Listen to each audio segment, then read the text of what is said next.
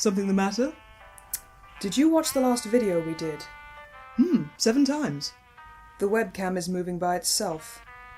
I think it's Lilac. Ah, well, it wouldn't be the first time the creatures influenced the recordings. Remember before the ritual when it appeared in video? That was so cool, and it spoke to the continued encroachment on our host's mind. I am sitting right here, you know. I know, babe, I know. And now that we have a physical presence, so does the creature, I realise. It's the telekinesis that's bothering me. You have nothing to worry about. Emily's perfectly safe with me.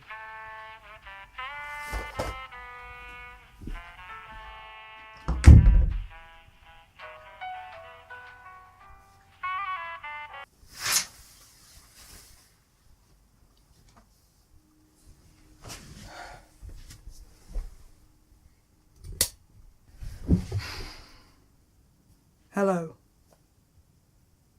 I'm not doing the catchphrases, they're stupid. Lately things around here have been different. Something awful is going to happen to me, and yet I still have so much to offer the world in terms of hatred and disdain. So let's do a review, why not? Today's movie is The Bye-Bye Man, a name so stunningly juvenile and stupid I thought it had to be a joke. A hilarious one. The film came out in January of this year and was met with a wave of critical apathy and derision, so let's start picking it apart like the vultures we are. The movie begins with a flashback, showing a man rounding up and executing anyone who has heard tell of the Bye-Bye Man and or passed it on. Annoyingly to me, none of them were headshots, all shots to the chest which nonetheless killed the recipients instantly.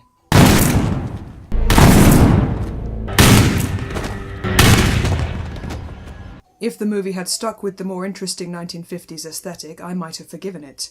Instead, we're treated to modern-day college-goers. Original.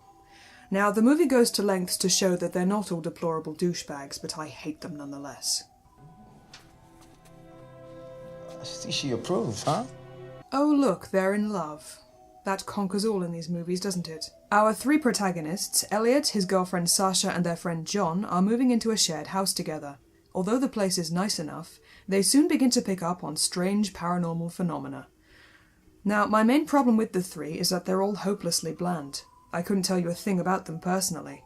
They study, these 2 are an item, John tends to speak like this. Yo, Al, come in here, man. Oh, see, you can't get this in the dorms, right? Dude, man, dude, bro. Dude, man, bro, dude, bro. The 3 are also dim-witted, which I'll go into later. The paranormal goings-on continue as they throw a house party, which is again stunningly original. For no reason whatsoever, Elliot's much older brother brings his daughter, who goes exploring upstairs and peering into undersized doors.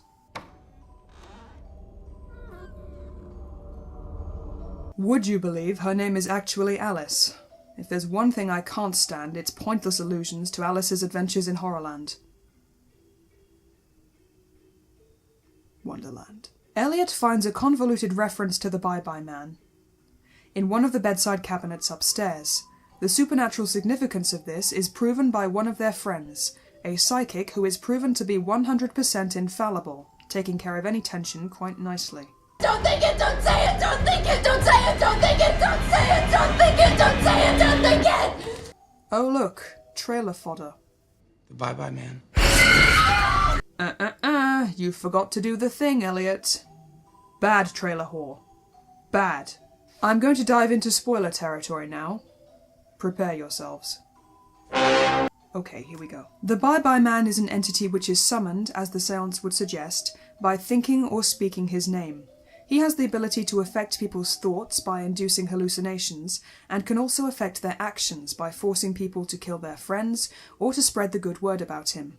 For all the build-up that our supernatural villain gets, his MO seems to be largely affecting people from the inside out. Although he is capable of making people do things, he himself does not do anything except look vaguely threatening. He may as well be a hologram standing there.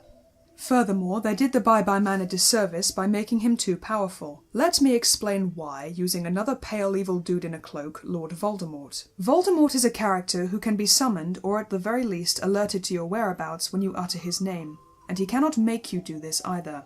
If he was summoned by saying or merely thinking his name, and if this was something he could force you to do regardless, he would be hideously overpowered. The same goes for horror characters like Candyman, and at least he was given a backstory, a reason for going out and killing people. If you wanted to give this film tension, then let the characters try to confuse the Bye-Bye Man by all thinking about him at once to distract him away from any one character. How can I make the writers of these films understand that my heart does not leap into my throat with joy when characters are driven apart for stupid reasons?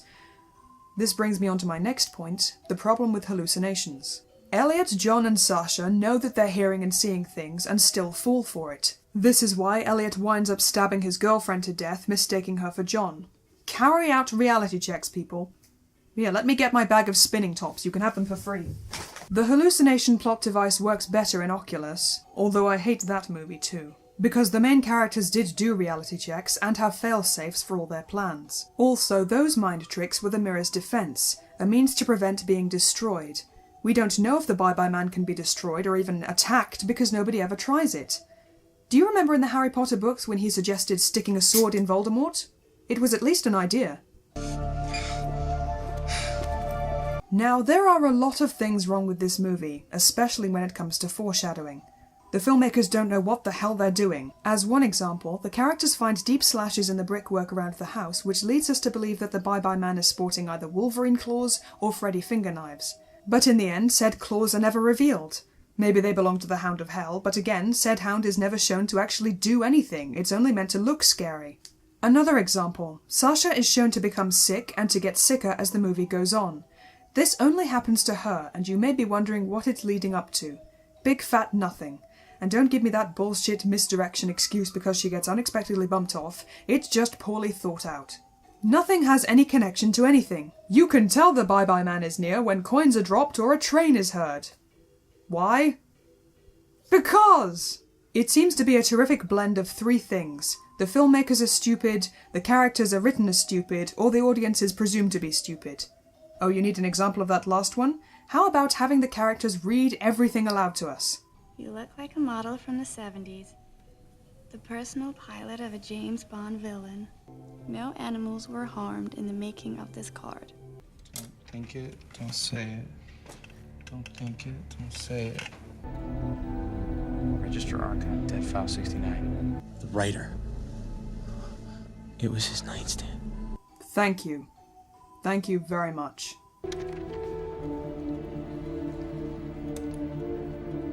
No search results. Either Elliot needs to cast a far wider net than this particular library catalogue, or the entire internet is useless. Watch me type "choo choo dude" into the internet with speech marks, mind, and get at least one search result.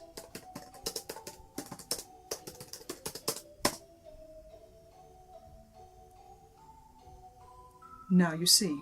So much about this film winds me up, from the nonsensical don't think it, don't say it mantra, to the impracticality of these ceiling doodles. Do you realise he'd have to get on a stepladder and continuously climb down and rotate it to make this spiral of crazy? What are you doing, boy? And the librarian gets annoyed at Elliot for destroying something which she strongly hinted it would be wise to eradicate from memory and by extension all of history. He's why I was late to get you. He's why you're feeling sick. He's why I didn't clean the kitchen like you asked me to. And there's a stupid jealousy subplot I don't care about, and then the psychic girl runs into a train, and then this police investigator accuses him of chasing her into a train, and then a suicide note gives him total impunity all of a sudden. I don't...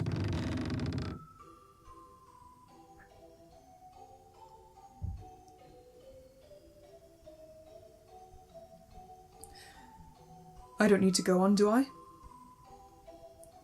2 jam sandwiches. Goddamn this movie for wasting everybody's time. I don't know why you're watching us. Goodbye.